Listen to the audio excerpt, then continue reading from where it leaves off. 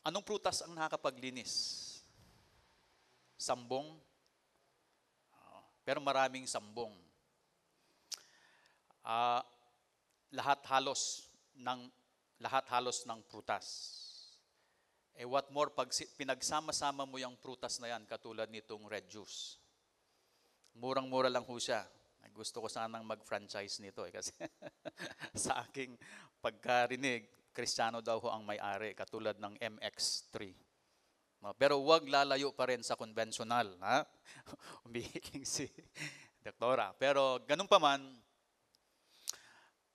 nais kong ibahagi sa aking pag-aaral ang gawain ng banal na espiritu sa ating buhay. Kalimitan kasi, medyo nakakalimutan na ang pagtuturo patungkol sa banal na espiritu.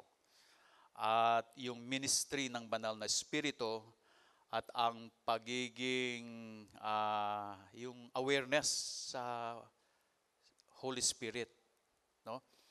Alam niyo ho ba ang mga Koreano, pagpasok na agad ng simbahan, generally, pag nakita mo sila, uupo na yan. Magdadasal na. Ang taas ng awareness sa Holy Spirit na pagdating sa sanctuaryo, uupo na. Hindi na yan makikipagdaldalan, kundi taimtim, nananalangin. Isa sa mga trabaho ng Holy Spirit ay ito. Ang Ama, nais niyang ilipat at hubugin yung bunga ng banal na espiritu. So araw-araw, bawat sandali, ang ministeryo ng banal na espiritu ay ibahagi, ilipat yung bunga ng banal na prutas o yung prutas. At araw-araw ito kanyang hinuhubog o dinidevelop. Alam niyo ho ba yan? So ito ang ating paksa. Yan ang ministry ng banal na espiritu, wanting to impart and tell us about the fruit of the Holy Spirit. Bakit mahalaga?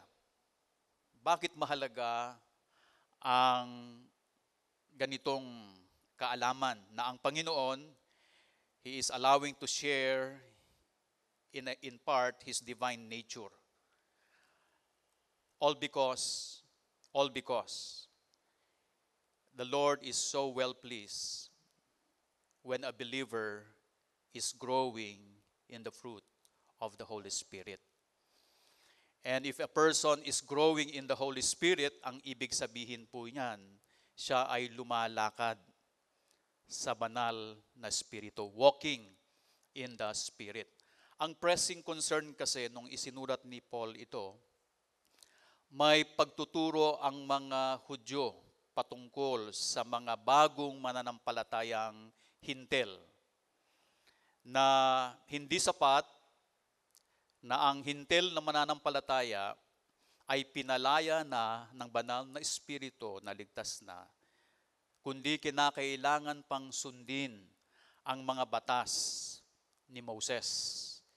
Isa doon, kinakailangang magpatuli, kinakailangang i-observe yung mga seremonya plus your salvation.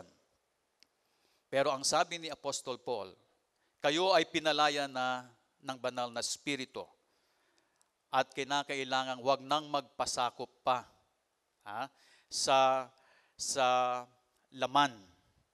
Hindi na kinakailangan ng marami pang batas upang ikaw ay sadyang maging isang yung prutas ng banal na espiritu ay lalabas sa iyo. Walang batas na pwedeng gawin para palabasin yung prutas ng banal na espiritu. And so sabi ni Paul, walk in the Spirit, because if you walk in the Spirit, not with the laws of man, the fruit of the Spirit will be what? Bestowed upon you. Pero anong requirement? You have to walk in the Spirit. So 3 puntos At sana pagbulay-bulayin natin, sa siyam na ito, anong prutas ng Espiritu ang sa palagay ninyong nais trabahuin ng Panginoon sa inyo. At kung anuman yung mga kabaligtaran ng siyam na prutas ng banal na Espiritu, ano yung nais ng Panginoong trabahuin din para alisin ito sa inyo. Sa ulitin ko, ang buong paksa ay patungkol sa ang banal na Espiritu, nais niyang ibigay sa atin ang prutas ng banal na Espiritu. Ano ang requirement? Walk in the Spirit. Preceding this verse, merong contrast, no? Yung fruit of the flesh versus fruit of the Spirit. Yung 16 through 21, fruit of the flesh. And then, bunga ng Espiritu, verses 22 and 23. So bakit? Why is it that the Father wants to transfer and develop the 9 specific fruits of the Holy Spirit up into our lives? What do you think?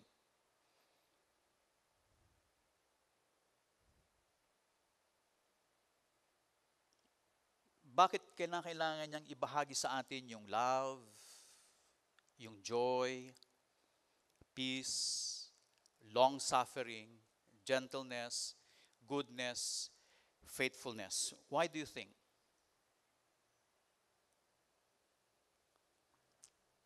Let us discover. So first,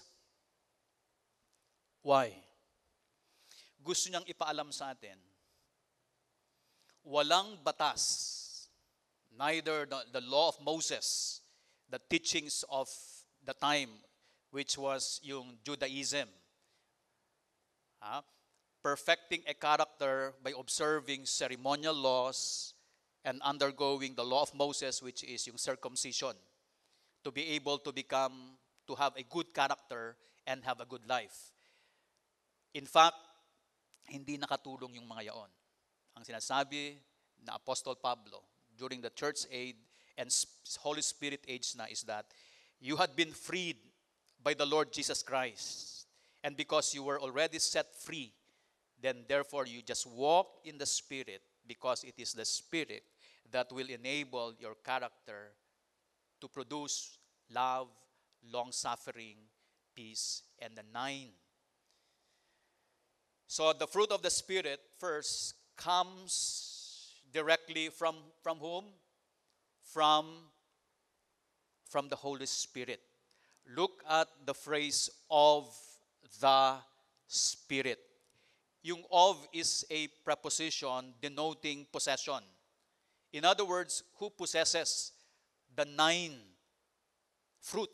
O, lagyan natin ng S, fruits. Who possesses the 9 fruits? It's the Holy Spirit. So if you and I become loving, peaceful, patient, it is not because of the working of a regenerated spirit natin. Nung tayo ay naging Kristiyano na, di ba binago ng Panginoon yung ating spirito? Ang tawag nila dyan is regenerated life. So that regenerated life had no capacity to produce the 9 fruit of the Holy Spirit. So the 9 fruit of the Holy Spirit, they all comes directly from God. And so wala kang maipagyayabang. Reason being why you are loving, hindi dahil sinikap mong maging loving. It is not because it is a byproduct of your regenerated life. All the 9 comes from God. Do you desire the 9? Of course. Who would not want to be loving? Tama? Who would not want to be long-suffering? Who would not want to be what? Gentle, good, and kind. And so, the preposition of it denotes possession. Ang may-ari nung siyam na yan ay ang Panginoon. Nanggaling sa Kanya. And why was He telling us? Why is Paul, if you will understand the whole passage, which is the implication is that it comes from God, of the Spirit of God. Well, first, the Holy Spirit is in us, right? And then that Holy Spirit that is in you will produce the 9.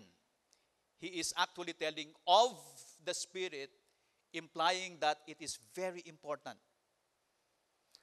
It is very important, extremely important.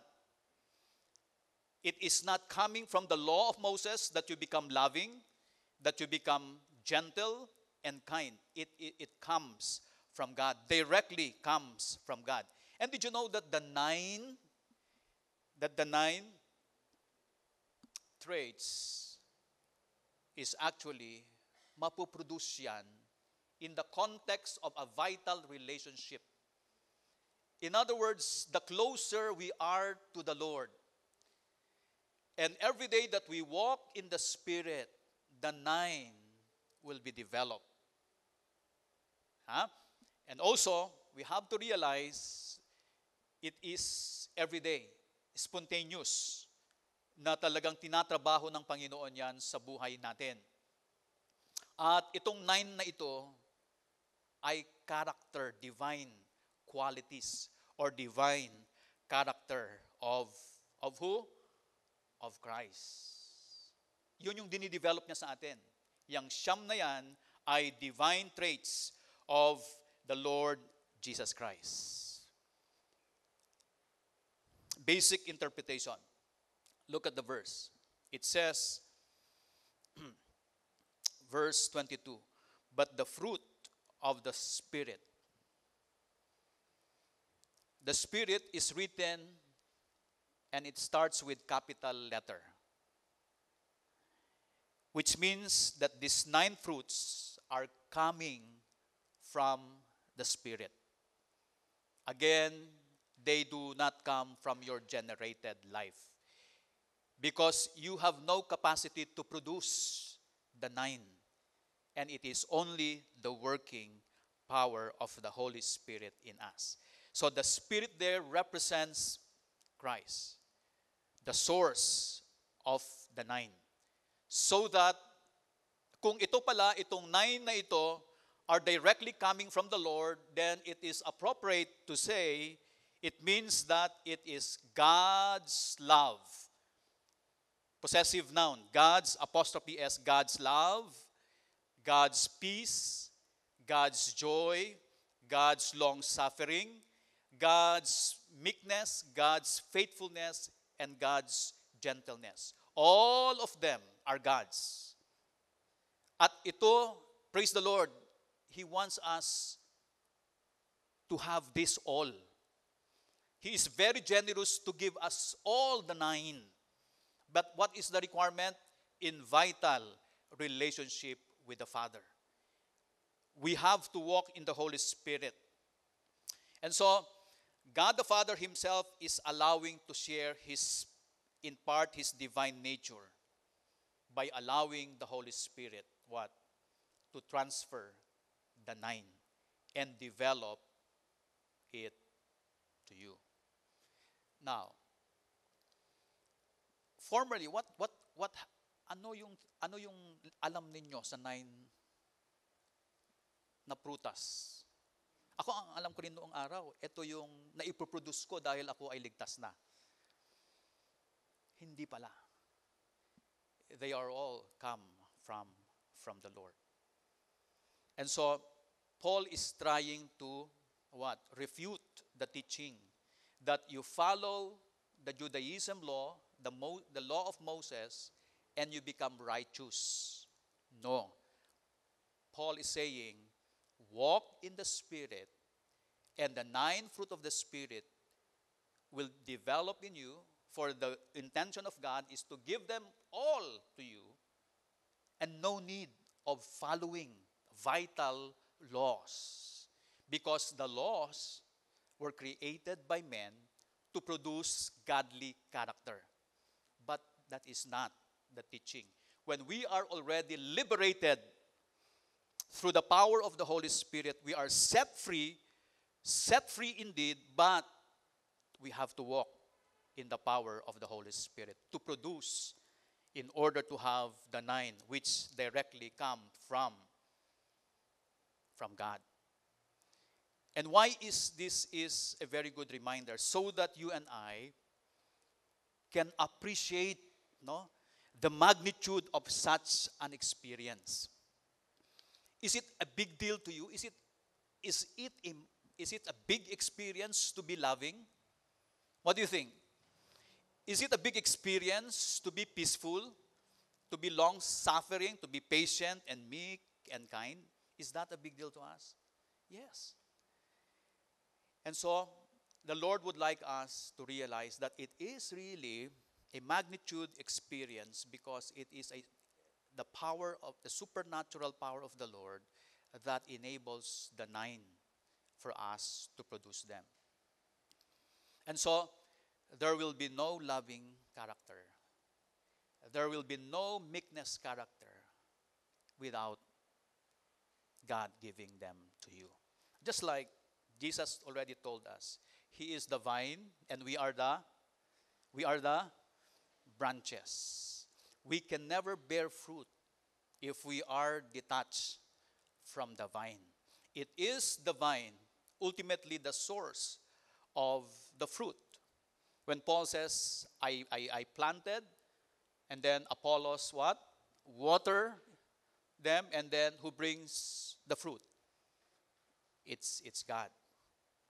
So in short, God is so willing to work with us. And He is willing to give this 9, so long as are you willing to cooperate with Him? Are you willing to cooperate with Him to work on the 9? Because He is more than willing. So what is our job? If He is more than willing to share to us the 9, our job then is to start to walk and operate on those 9. So if you are already given the fruit of love, as you walk in the Spirit, you operate on the basis of love. Because what will happen if you already have the love and you don't operate? What will God do? It will not be nurtured. It will not mature. And so our job, we are not created as robot. While it is true God is more than willing to give the 9 fruit of the Spirit, we have our responsibility to cooperate and work up with God. And so the fruits will be coming directly from the Father. They are His love, they are His gentleness, they are His joy, they are His peace. Once they start to flow in you, operate in them. And the Lord will continue to nurture, mature those 9. Now let me ask you, which of the 9 is your struggle?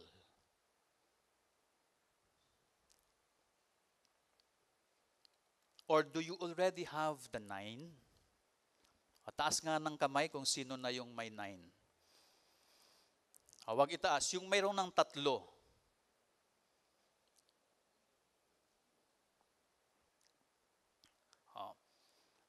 Maaaring lahat mayroon na. Pero yung level, maaaring ang love nasa 9 na siya. Pero yung long suffering nasa 3. Yung patience maaring 4. Ganon. But the Lord wants us to mature the 9 all together. And the Lord is not stingent na hindi niya i-develop and will nurture the 9. Kasi ang picture niyan, it is not only for us. Because if we develop the 9, ang ibig sabihin lamang yan, the person is walking in the Spirit. And the Lord is so well pleased. Tuwang-tuwa ang Panginoon with a person who is bearing the 9 fruit of the Holy Spirit. And so again, why is it important that we have to learn that He imparts the 9? Is all because for us to have the recognition that By our own effort, we cannot produce the 9. It is only the Holy Spirit. And walking in the Holy Spirit would enable us. And as our job, I repeat, is to start walking, cooperating, and operating if we already have them. Second, why do you think it is important that the Father wants to transfer and develop the 9 fruit of the Spirit up into our lives? The second reason is that because the fruit is very attractive to God. Di ba? Kung kayo ay isang farmer, if you see your plant growing and bearing much fruit, di ba nakakatuwa yan? Nakakatuwa. And so with the Lord, it is what? Pleasing, very attractive when He sees that His people would grow in the 9 fruit of the Spirit. But let me tell you, hindi lang ang Panginoon ang attracted when you grow the 9. But let me tell you, yung mga unbelievers ba, yung mga kaibigan ninyo o kapamilya nyo, unbelievers I'm talking of walang Kristo. Yung mother nyo na lang, kunyari na hindi pa believer. Of the 9, meron ba siyang pinakikitang 9? Is your mother loving? Is your father patient? Pero ano ang pagkakaiba nun sa fruit of the Spirit ng mga mananampalataya? Do you have a friend na halos yung 9 meron siya? Pero meron kang believer friend, 3 lang siya. Ano ang pagkakaiba nun? Sabi ng isang scholar, ang pagkakaiba ng unbelievers showing the fruit of the Spirit daw, at fruit of the Spirit, from the Spirit is this. Unbelievers, they show it when circumstances are favorable. Favorable. Kind dyan dahil maaring may maganda ang sitwasyon, merong kaakibat na premyo kung bakit kakain at may balik sa iyo yan. Parang walang krisis ang sinasabi ng pag-aaral, no? Yung naipakikita na magagandahang asal ng hindi mananampalataya kung favorable ang circumstance. Pero look at the believers. Look at the believers. When circumstances are not favorable, yun yung defining line. May pakikita niya pa rin yung 9. Pero yung hindi daw Kristiyano, pag hindi na favorable yung sitwasyon, lalabas yung kanilang totoong pagkatao. While it is true, we have friends, we have family members who are kind, loving, and all, but when in crisis, lalabas talaga kung sino sila. But Christians who have the Spirit of God is what? Fruit of the Spirit under unfavorable circumstances. Kasi magtataka kayo, ito hindi Kristiyano, pero parang Kristiyano. Meron ba kayong kakilalang ganyan? Magalang, mapagkumbaba, faithful sa asawa. Meron kang kilalang ka-Kristiyano, parang hindi Kristiyano, walang 9. Pero ang defining line dito, kapag ang sitwasyon na ay crisis, there you go, lalabas yung fruit of the Holy Spirit. Yung pagkatao daw ng isang mananampalataya ay lumalabas yan. If you want to check the persons who he is when the crisis is there. Tama ho ba yun? Tama ho ba? So the 9 Holy Spirit give us a description that when unfavorable situations, they come out. Listen, all the fruits are relational attractions. The 9, if we have this, God is so attracted. And so with the world, both believers and unbelievers. If you are willing to allow the Holy Spirit to work and transmit the 9 of these fruits into your life, you will then become what? How would one become a light and salt of this earth? Kinakailangan bang mayroon kang ilaw? Now, to be the light and salt, what I have discovered is you live out the 9. To be a light and salt of this world is be loving, long-suffering, be gentle wherever you are. And it will radiate. You have no idea. You have no idea how many people you'll be able to touch, witness to, and help disciple if you have the fruits operating through you. Isn't it that true? What will the attractions will be of the persons you are discipling and the people around you? Hindi ba pagpapakita ng siyam na ito? So it is always in the context of relationship then na itong 9 na ito ay nadidevelop. For example, how can you be loving if you have someone, your spouse, who is not, and then you immediately apply for a divorce or a legal separation? How can you develop loving when 2 o 3 araw pa lang nag-aaway na and you give up? So it's in the context of relationship daw that this 9 will also be developed and be nurtured. Just like the church, meron kang hindi nagustuhan. Then you go out. Nandun ka na naman sa church, meron kang hindi nagustuhan. You go out. And the counsel is this: do not live. If you want to develop your patience, be with an impatient people. Kasi yung taong ding yan, nagtsatsaga rin sa iyo, baka hindi mo lang alam. It's always, it takes 2 to tango. How can you be developing sacrifice, long-suffering? Kung merong krisis, aalis ka. So, in the context of relationship, naghihirap kayong mag-asawa, do not live. Yung meekness, yung gentleness, yung faithfulness, habang tumatagal ang panahon at nagtsatsagaan kayong dalawa, mas nadidevelop yan. Rather than you easily give up. Paano mo madidevelop ang patience to what?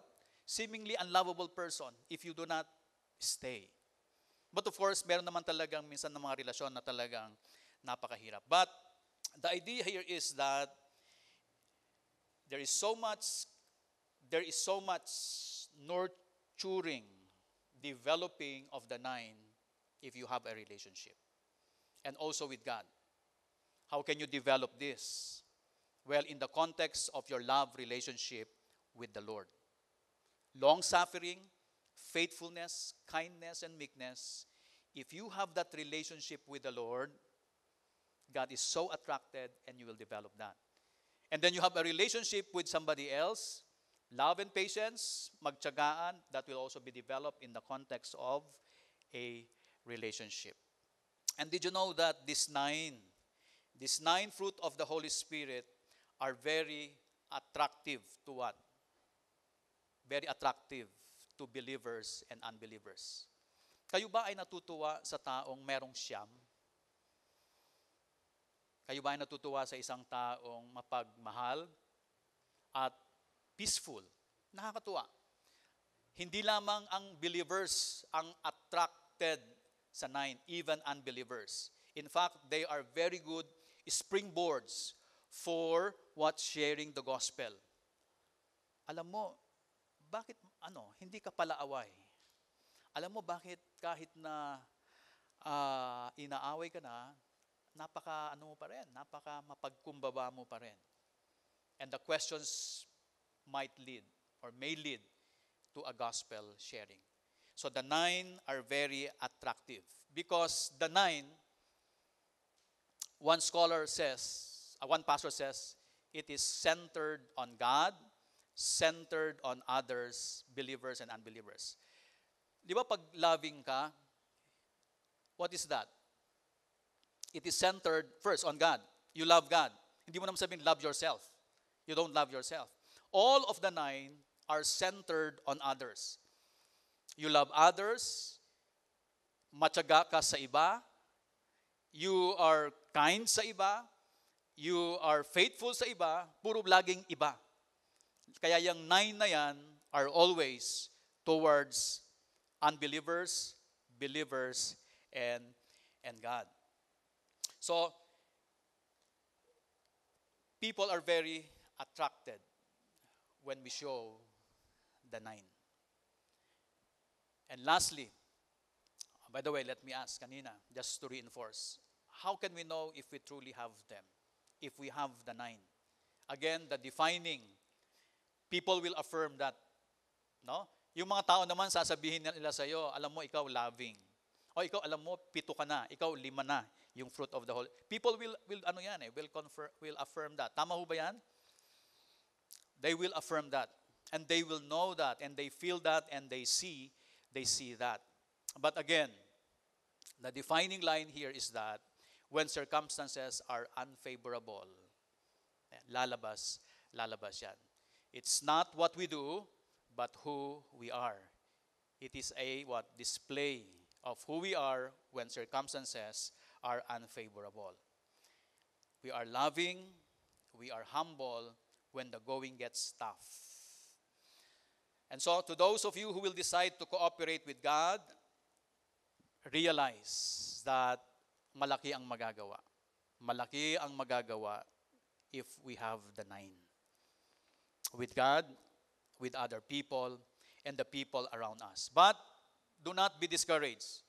The 9 cannot be developed overnight. Pero the moment that we already received the Lord, the 9 has already begun. The Lord is working up with those 9. Because the Holy Spirit is wanting really to make that 9 develop in you. Kaya nga meron tayong katuruan, yung sinasabi nilang sanctification. We can only develop the 9. Parang yung red juice. Ipapurify ka niyan to have a good health. Reason why the Lord would like us to have the 9 is for our spiritual health. And how is that achieved? It is achieved by sanctification, by everyday purification unto the Lord. And lastly, why is it that the fruit that God the Father wants to transfer?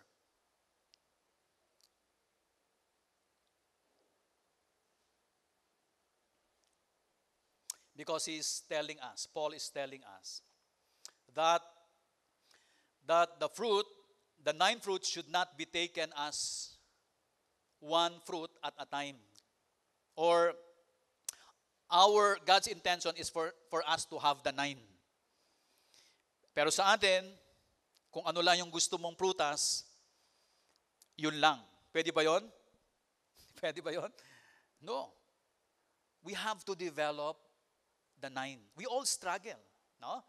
We all struggle on this.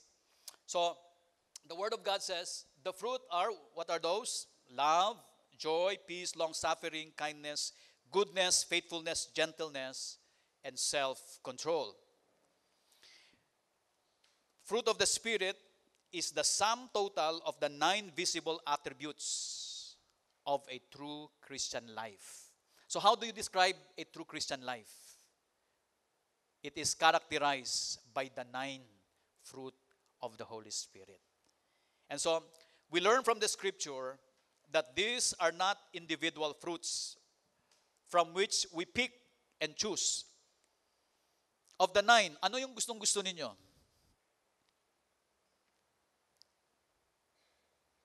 Long-suffering? Loving? Or peace? Ang President Duterte, ang gustong-gusto niya, peace. The fruit of the Spirit is a physical manifestations of a Christian's transformed life. In order to mature as believers, we should study and understand the 9.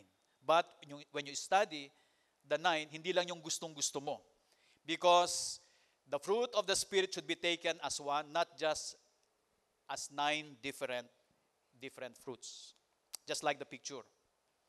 You take it as one fruit, not as individual fruits.